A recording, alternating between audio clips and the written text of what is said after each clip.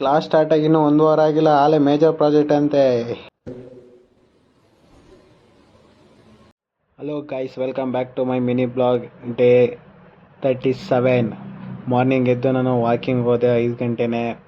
ಯಾರು ಇಲ್ಲ, ಫುಲ್ ಖಾಲಿ ಖಾಲಿ. ಎಷ್ಟು ನಿಶಬ್ದವಾಗಿತ್ತು. ಇಲ್ಲೇ ಕಣ್ಮುಂದ್ ರಪ್ಪ ಅಂತ ಪಾಸ್ ಆಯಿತು ಅನ್ಕೊಂಡೆ. ಅಲ್ಲೇ ನೋಡಿದ್ರೆ 7 ಗಂಟೆ ಆಗೋಗಿತ್ತು. ಮತ್ತೆ ನಾನು ಹಾಸ್ಟೆಲ್ ಕಡೆಗೆ ಬಂದು ಫ್ರೆಶ್ ಅಪ್ ಆಗಿ ರೆಡಿ ಆಗಬೇಕಿತ್ತು ಕಾಲೇಜ್ಗೆ. ಹಂಗೆ ರೆಡಿ ಆಗ್ಬಿಟ್ಟು ಈಗಿನ ಔಟ್ಪುಟ್ ಈ ಥರ ಇತ್ತು ಇವತ್ತೊಂದು. ನೆಕ್ಸ್ಟ್ ಹೋಗಿದೆ ನಾನು ಕಿಚನ್ ಕಡೆಗೆ. ಅಲ್ಲಿ ರೈಸ್ ಬಾತ್ ಮಾಡಿರೋ ತಿನ್ಕೊಂಡು, ಕಳೆ ತಿನ್ಕೊಂಡು ನೆಕ್ಸ್ಟ್ ಹೊರಟಿದೆ ಕ್ಲಾಸ್ಗೆ. ಕ್ಲಾಸ್ ಆಲ್ರೆಡಿ ಸ್ಟಾರ್ಟ್ ಆಗಿತ್ತು. ಅಲ್ಲೇ ಮೇಜರ್ ಪ್ರಾಜೆಕ್ಟ್ ಅಂತ ಮಿನಿ ಪ್ರಾಜೆಕ್ಟ್ ಆಯಿತು ಅಂತ ಇವಾಗ ಅಲ್ಲಂತೆ. ಕ್ಲಾಸ್ ಮುಗಿಸ್ಕೊಂಡು ನೆಕ್ಸ್ಟ್ ಬಂದಿದೆ ಈಚೆ ಕಡೆಗೆ. ನಮ್ಮ ಹುಡುಗರೆಲ್ಲ ಬಲಿ ಪ್ರಿಪ್ರೇಷನ್ ಮಾಡ್ತಾರೆ ಬ್ಯಾಕ್ಲಾಗ್ಸ್ಗೆ.